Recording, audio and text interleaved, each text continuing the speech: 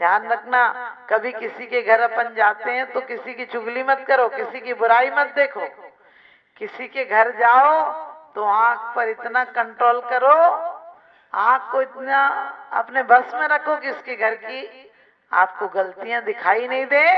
और जब किसी के घर से लौटो तो अपनी वाणी पर इतना कंट्रोल रखो कि उसके घर की निंदा और चुगली कहीं बाहर नहीं कह दो।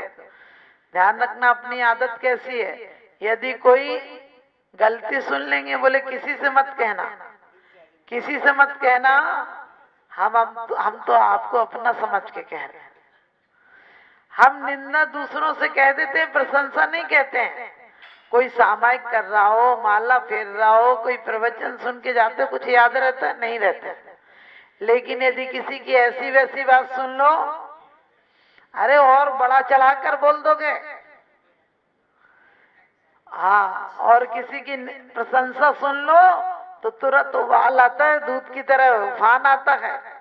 यदि कोई कहे बहुत उपवास करता है, कहने उपवास करता है, एक बार में 10 रोटी खा लेता, हम भी खा ले तो हम भी कर ले। यदि कोई कह दे खूब दान देता, कहने 2 नंबर का आरा दे रहा, तो क्या बड़ी बात है, इतना हम पे आए तो इससे ज्यादा दे दे। ये क्या है? ये हम उसकी प्रशंसा नहीं सुन पा रहे हैं। ये हमारे अंदर का दोष है जो उबल उबल कर ऊपर आ रहा है। जिस दिन हमें अपने बच्चों की तरह, अपना बच्चा शराब पिए तो पानी नजर आता है और दूसरों का बच्चा पानी पिए तो शराब नजर आती है। जिस दिन एकदम सच देखना, अपना बेटी का माने आपका जमाई बेटी को चाहे तो कैसी खुशी होती है। कहने लगे भाग्य खुल गए, पुण्य किया होगा, मोती दान किया होगा, जो इतना बढ़िया जमाई मिला है। लेकिन कोई दूसरे अपनी बहू का आदमी चाहे या जिससे आपकी नहीं पटती उसका प्यार हो तो कहने लगे जब से आई है मुट्ठी में कर रखा, ना जाने क्या खिला पिला दिया। ये हमारी परिणति है। हमें जब तक समीचीन नजरिया नहीं होगा, सबके प्रति हमारा एक सा भाव नहीं होगा, साम्य भाव नहीं होगा, चाहे निंदा करो चाहे प्रशंसा करो, न निंदया नाथ विवांत वैरे। कह दिया बांसुज भगवान की स्तुति करते हुए कि भगवान आप तो ना तो निंदा से दुखी होते हैं और ना प्रशंसा से खुश होते हैं। लेकिन ये सत्य है कि यदि जो सरिता के पास से भी गुजर जाए उसे भी ठंडी हवा तो मिल ही जाती है। परमात्मा आपके चरणों में जब आता हूँ तो अपनी वाणी से आपका स्तोत्र पढ़ते हुए मेरी वाणी पवित्र हो जाती है, मेरा मन पवित्र हो जाता है। और जिस वाणी और मन के साथ आपकी पूजा कर लूं, आपकी आराधना कर लूं, आपके मंदिर में कोई सेवा का कार्य कर दूं, कोई गुरुओं की आहार दान देने का कार्य कर दूं, तो मेरी काया भी पवित्र हो जाती है। ध्यान रखना, ये खाना तो मल बन जाता है, लेकिन किसी को दे दिया जाए तो फल बन जाता है। निज हाथ दीजिए साथ लीजिए, खाए खोया बह गया कुंद कुंद आचारी। कितनी बड़ी बात कहते हैं कि जो लोभ में आकर धन को इकट्ठा करते करते मर जाता है और सत पात्रों में नहीं जाता है। ऐसा नहीं उन्होंने कहा सिर्फ मुनियों को देना, उन्होंने लिखा अपने ग्रस्त के लिए भी बचा के रखना। अन्वय दत्ती, पात्र दत्ती, सम दत्ती, ये सब भी बताई है उन्होंने कि अपने परिवार के लिए, अपने संबंधियों के लिए, अपने व्यापार के लिए भी बचा के रखना। लेकिन 4 भाग कर देना, 1 भाग पात्र दान को भी कर देना।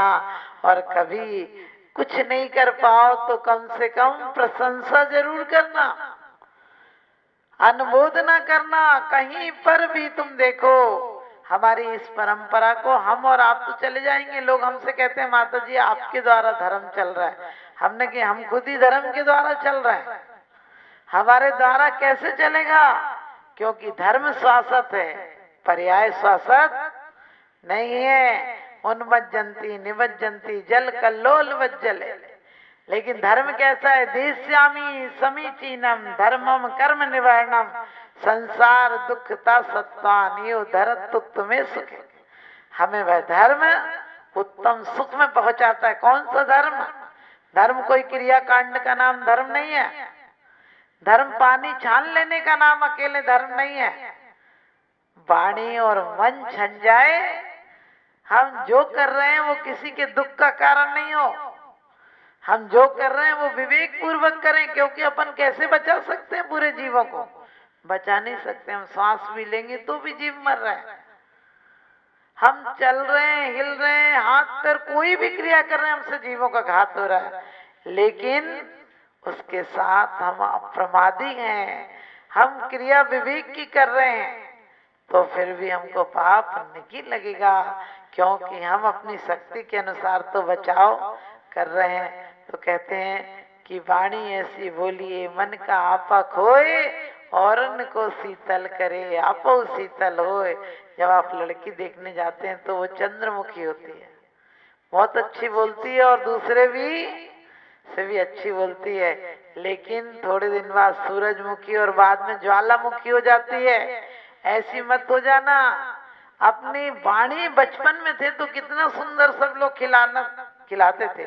बचपन में वाणी कितनी अच्छी होती थी, तोतले भी बोलते थे तो भी लोगों को प्यारे लगते थे, क्योंकि हम भजन आराधना आदि कर सकते हैं। नारकियों में चाहोगे तब भी समय नहीं है, इतनी तकलीफें हैं। त्रियंच में अभी यहाँ कोई कुत्ता आ जाएगा, आने दोगे क्या? नहीं आने दोगे। तो त्रियंच में भी ऐसी योग्यता नहीं है कि हर समय भगवान की वाणी का गुणानुवाद कर सकें, लेकिन एक हम मनुष्य गति या कहो देव गति के जीवों को ऐसी वाणी को अक्षरात्मक वाणी मिली है जिसको हम जिन वाणी बना सकते हैं।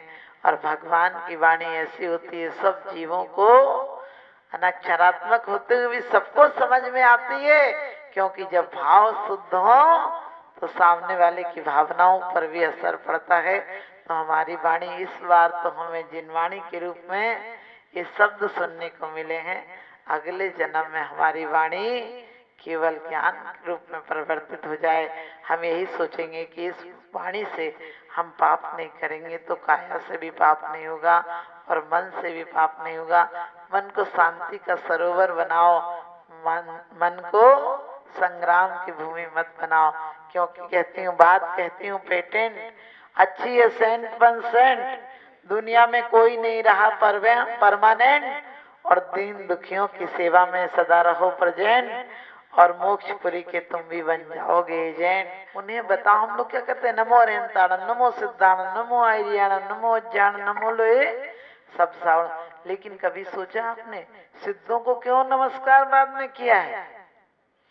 क्योंकि सिद्ध तो अब कृत हो चुके हैं, लेकिन अरिहंत ने नकारात्मक सारी चीजों को नष्ट कर दिया है।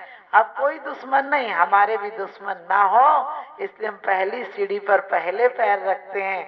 हम अरिहंतों की भक्ति करके ये साबित करते हैं कि अब हमारा भी कोई अरी नहीं रहा, हमने भी दुश्मनी नष्ट कर दी। अब दुनिया में कोई खराब भी बोलेगा, ध्यान रखना। बुद्ध कहीं जा रहे थे, एक मृगदलेन नाम की वेश्या थी, उसके बगीचे में वो विश्राम कर लिए, उन्हें पता नहीं होगा। तो अचानक मृगदलेन की नजर पड़ी और उन्होंने देखा कि यहाँ से कोई पुरुष सो रहा बगीचे में। तो उसने गई और बोली कि आप हमारे महल में चलो। तो उन्होंने कहा नहीं, हमारा विश्राम हो गया, हमको निकलना है। मृगदलेन ने कहा तुम जानते हो हम कौन है? उसने कहा तुम कोई स्त्री हो, इससे आगे आप परिचय क्या होगा? तो उसने कहा कि आज तक मुझे कभी किसी ने इनकार नहीं किया, हमारे यहाँ आकर राजा महाराजा भी इंतजार करते हैं, मैं उन्हें भी आने से मना कर देती हूँ। पहली बार मैं किसी पुरुष को कह रही हूँ कि मेरे महल में चलो, और तुम कैसे हो, तुम चल नहीं सकते? उसने कहा नहीं, मेरा काम हो गया, अब चलने की जरूरत नहीं। क्यों? कि अंदर में राग हो तो सुंदर स्त्री और पुरुष नजर आते हैं। स्त्री और पुरुष में कुछ नहीं होता, हमारे अंदर का राग होता है जो सुंदर दिखा देता है। तो उसने फिर कहा कि आप मुझे नहीं पहचानते? उन्होंने कहा पहचानने की क्या जरूरत है, दुनिया में सबको सब पहचानते हैं। तो उन्होंने कहा कि हम मृगदलेन हैं और यहाँ की सबसे सुंदर मुझे मानते हैं लोग, आप कैसी बात कर रहे हैं, मुझे कोई नहीं ठुकराता, पहली बार आप ठुकरा रहे हो, मुझे सब लोग प्यार करते हैं। तो बुद्ध ने कहा सब लोग तुम्हें प्यार नहीं करते होंगे, सब लोग अपनी कामनाओं को प्यार करते हैं। तो उसने फिर कहा कि आप मेरा मन रखने के लिए नहीं चलोगे क्या? तो उन्होंने कहा कि तुमने कहा तो मैं चला ही गया, जाने आने में क्या रखा है, बाकी मैं अभी नहीं जाऊंगा। उसने कहा फिर पछताओगे, एक बार चलना ही पड़ेगा। उन्होंने कहा अभी तो नहीं जा सकता, और वो आगे चले गए। मृगदलिन ने फिर कहा, पीछे जाकर उसके उनसे कहा कि ध्यान रखना, मुझे दुनिया प्यार करती है लेकिन मैं हूं जो तुम्हें प्यार करती हूँ, तुम मेरे घर चलो। उन्होंने कहा कि मैं ही एक ऐसा हूं जो तुम्हें प्यार करता हूं। दुनिया अपनी वासनाओं को प्यार करती होगी, दुनिया देह को प्यार करती होगी, दुनिया तुम्हें कहाँ प्यार करती है?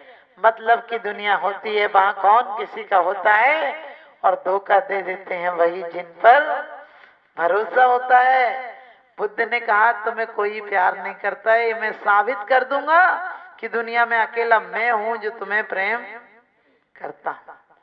और कहते हैं 20 साल बाद बुद्ध उधर से लौटे। मृगदलिन बूढ़ी हो गई थी, रोगी हो गई थी, रोग से शरीर बहुत त्रस्त हो गया था, कोढ़ हो गया था, दरवाजे बंद हो गए थे, दीप मालाएं बुझ गई थी, जो सलीन के पर्दे टंगे रहते वो सब हट गए थे। एक बूढ़ी नौकरानी थी अंदर और तड़फ रही थी वो। अचानक बुद्ध आए और उसके यहाँ चले गए। कहते हैं कि उन्होंने दासी को कुछ दवाइयां दी और कहा कि इसे लगा दो, उपचार कर दो, और उसे कुछ सूत्र दिए, समझाया कि मैंने कहा था कि मैं ही अकेले तुम्हें प्रेम करता हूँ और आज मैं तेरे शरीर का नहीं तेरी आत्मा का उपचार करने के लिए आया हूँ। यहाँ के लोग तो यहीं तक साथ देते हैं, मैं तुझे परभव में भी साथ दूंगा। और उन्होंने ऐसी बात बताई कि शरीर तो नाशवान है, इससे पाप करके तूने अभी तक गलत किया, उसका परिणाम होगा। अब अभी भी समय है, सांस रहते हुए अपनी गति और मति सुधार ले, अपने आत्मा का उत्थान कर ले। और कहा कि तू तो कहती थी कि मैं तुम्हें प्यार नहीं करता हूँ, यहाँ के लोग कौन प्यार करता है, सब बाहर करते हैं, एक मैं हूँ जो तुझे ऐसी औषधि दूंगा कि शरीर की नहीं आत्मा की, आत्मा के रोग मिट जाएंगे। मैं तुझे ऐसा जल दूंगा अमृत वाणी का कि जो तेरे शरीर की प्यास नहीं तेरी आत्मा की प्यास बुझ जाएगी। तो जिनवाणी हमें सिर्फ इस जीवन में नहीं हर जीवन को सुखी बनाने का संदेश देती है। एक एक बार भगवान की वाणी जानवर सुन ले तो जिनवर हो जाता है।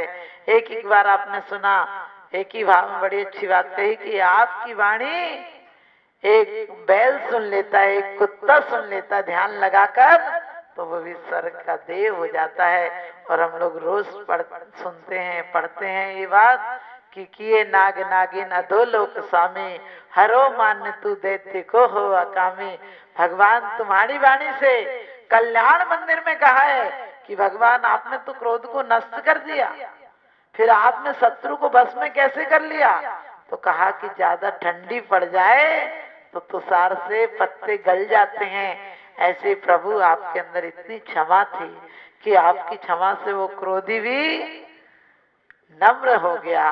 तो हम लोगों को भी अपने अंदर इतनी काबिलियत लानी है, इतनी नम्रता लानी है कि दुश्मन भी हमारे पास आते ही सज्जन हो जाए। जैसा कि अभी आप लोग सुन रहे थे, ध्यान रखना अपनी शक्ति को छुपाना नहीं, वरना एकेंद्रीय या विकलेंद्रीय बनोगे जहाँ शक्ति उजागर करने की शक्ति नहीं मिलेगी। अपनी शक्ति को अभिव्यक्त करना, वो चाहे मंदिर में हो, चाहे गुरुओं की सेवा में हो, और चाहे जिनवाणी को छपाने से ज्यादा जिनवाणी जिन देव से रो रो करे पुकार, और मुझे छोड़ तुम शिव गए कर कुपात्र आधार। जैसे माता पुत्र को कर देती बलवान, जिनवाणी जग मात है अमर करे दे ज्ञान। लेकिन अपन लोग कभी कभी पूजा के टाइम, आप लोग तो नहीं, कई कई जगह हम देखते हैं कि जालिम ने जिस डाली पर नजर डाली, जालिम ने वही डाली काट डाली, क्योंकि कोई कोई लेके जल्दी से गीले हाथों से जिनवाणी छू लेते हैं और पेज खराब हो जाते हैं। कभी लोग लाके विराजमान कर देते हैं। अरे शास्त्र विराजमान करो तो ये नियम लो कि शास्त्र को हम एक बार तो पढ़ेंगे और पढ़ने की प्रेरणा देंगे। अपने यहाँ शिविर आदि लगाते रहिए छुट्टियों के दिनों में, ताकि बच्चों को हमारे धर्म के बारे में कुछ ज्ञान हो, जानकारियां हो, उनका आचरण परिमार्जित हो और उनकी वाणी परिमार्जित हो, उनकी वाणी भी सम्यक वाणी हो, निस्व भावनाओं के साथ। बोलिए आदिनाथ भगवान।